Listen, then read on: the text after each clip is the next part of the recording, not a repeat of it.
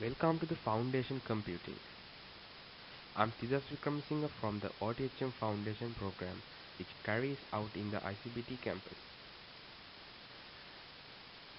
In this presentation, we have the basic functions of a computer which you can find from a ordinary level computing course. And this is presentation 1. The very first topic of the presentation is an identification of internal components of a central processing unit. In the figure above, you can see components of a central processing unit. A central processing unit is known as the brain of a computer, and it is called a processor. It is located somewhere on the motherboard.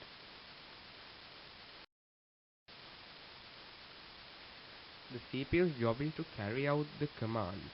Whenever you press a key or click an application, you are sending instructions to the CPU.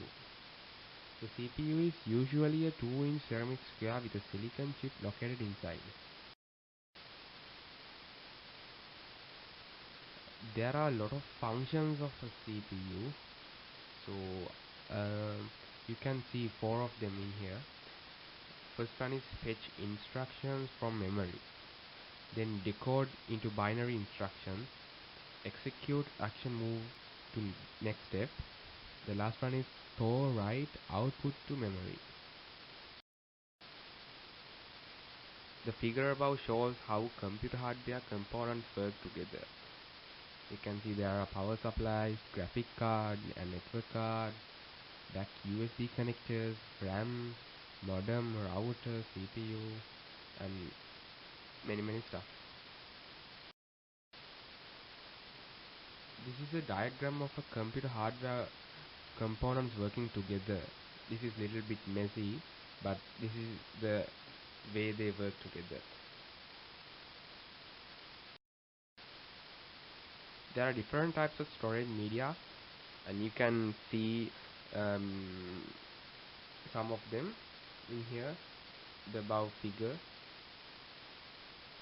There are cassettes, hard drives, super disks, floppy disks.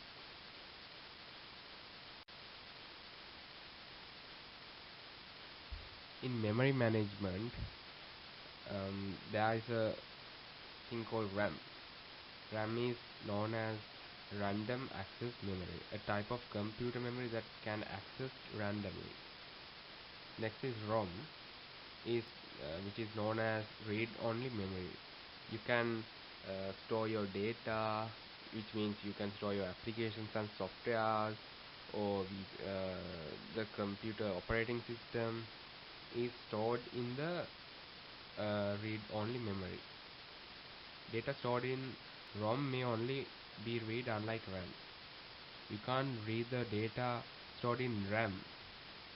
Only you can read the data stored in the ROM. Next is floppy disk. Floppy disk, also known as a floppy diskette or simply disk. By 2006, computers were rarely manufactured with installed floppy disk capability. It is a disk of thin and flexible magnetic storage medium. Because computers were rarely computer factories and computer companies were rarely manufactured the floppy disk after 2006, because they came up with the idea and they invented a thing called hard disk.